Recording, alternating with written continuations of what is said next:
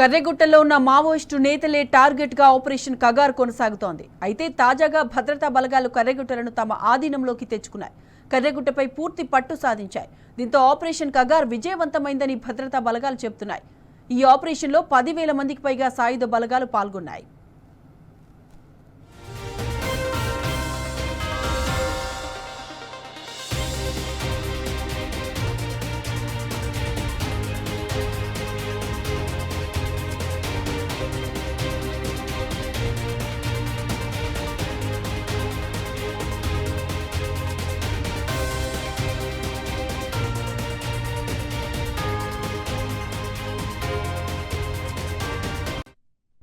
కర్రెగుట్టలో 5,000 అడుగుల ఎత్తు వరకు చేరుకున్న భద్రతా బలగాలు బుధవారం జాతీయ పతాకాన్ని ఎగురవేశాయి. దీనికి సంబంధించిన వీడియో సోషల్ మీడియాలో వైరల్ అవుతోంది.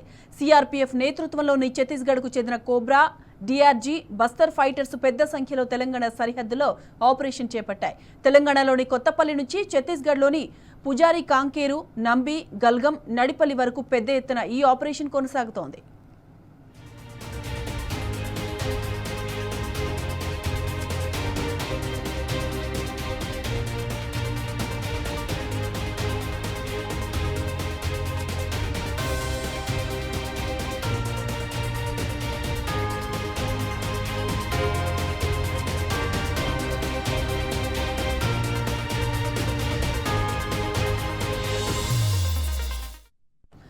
కర్రెగుట్టను పోలీసు భద్రతా బలగాలు ఇప్పటికే చుట్టుముట్టేశాయి. ఆ ప్రాంతంలో మావోయిస్టులు పెట్టిన 150కి పైగా ఐఈడీలను స్వాధీనం చేసుకున్నాయి. అయితే ఈ ఆపరేషన్లో పాత టీంను వెనక్కి తీసుకొచ్చి కొత్త టీంను రంగంలోకి దింపనున్నట్టు తెలుస్తోంది. అంతేకాదు మరికొన్ని రోజుల్లో కర్రెగుట్టలపై సిఆర్పీఎఫ్ బేస్ క్యాంప్ను ఏర్పాటు చేయాలని నిర్ణయించినట్లు సమాచారం.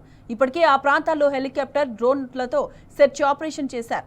మావోయిస్టుల సొరంగ మార్గాలు, రహస్య ప్రాంతాలను గుర్తించారు. అయితే మావోయిస్టులతో శాంతి చర్చలు జరపాలని కోరుతూ మావోయిస్టు కేంద్ర కమిటీ అధికార ప్రతినిధి అభయ్ ఓ ప్రకటనలో కేంద్ర రాష్ట్ర ప్రభుత్వాలకు విజ్ఞప్తి చేశారు.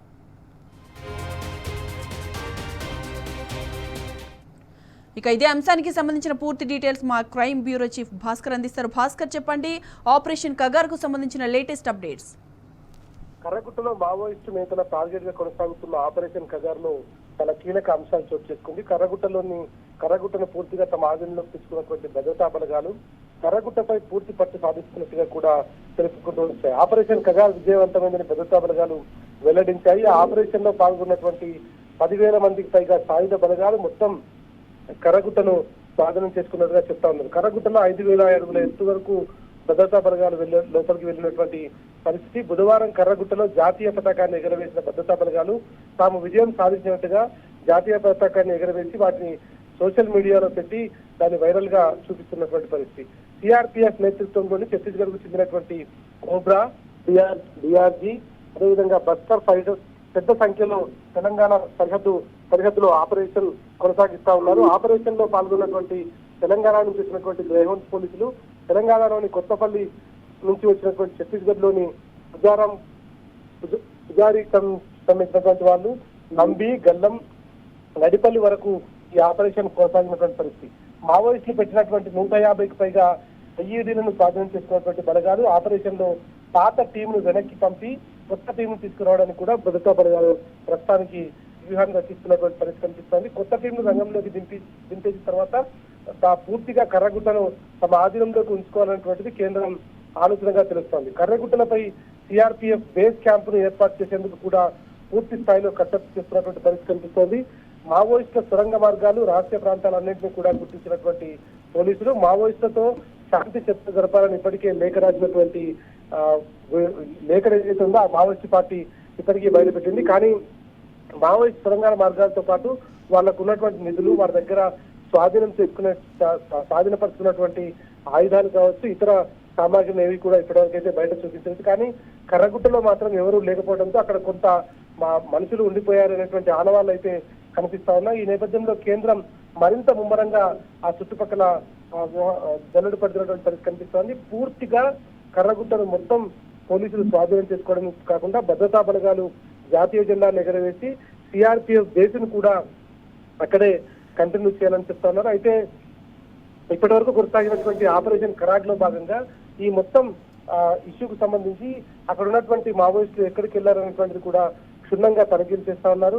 ఓవైపు శాంతి చర్చలు జరపాలని మావోయిస్ట్ పార్టీకి సంబంధించినటువంటి నేతలు లేఖలు విడుదల చేసినప్పటికీ కేంద్ర ప్రభుత్వం మాత్రం కనీసం పట్టించుకోకుండా దాన్ని పెడచెవిన పెడుతున్నటువంటి పరిస్థితి కనిపిస్తోంది. మొత్తం 5,000 అడుగుల వరకు కర్రగుట్టలో పైకి వెళ్ళినటువంటి సిఆర్పిఎఫ్ భద్రతా బలగాలు మొత్తం గుట్ట అంతా కూడా హ్యాండ్ ఓవర్ చేసుకున్నారు. చుట్టుపక్కల ఉన్నటువంటి ఆ ప్రాంతాలు ఏవైతే ఉంటాయో నంబి, గల్గం, నడిపల్లి, అదేవిధంగా పుజారి, కంకేర్ అనేటువంటి ప్రాంతాల్లో ఇంకా ఆపరేషన్ కొనసాగుతోంది. ఇవన్నీ కూడా తెలంగాణలోని కొత్తపల్లి నుంచి ఛత్తీస్గఢ్ కు వెళ్ళినటువంటి ప్రాంతాల్లో ఉన్నటువంటి పరిస్థితి. ప్రస్తుతం తెలంగాణ అవతలి వైపుకు వెళ్లిపోయి ఉంటారనేటువంటిది భద్రతా బలగాలు అయితే అంచనా వేస్తున్నాయి. వాళ్ళు తెలంగాణలోకి ఇప్పటికీ రాలేదు. కానీ కేంద్ర బలగాలు కర్రెగుట్టను ఆధీనంలోకి తీసుకున్న తర్వాత నెక్స్ట్ స్టెప్ ఎలా ఉండబోతుందంటారు?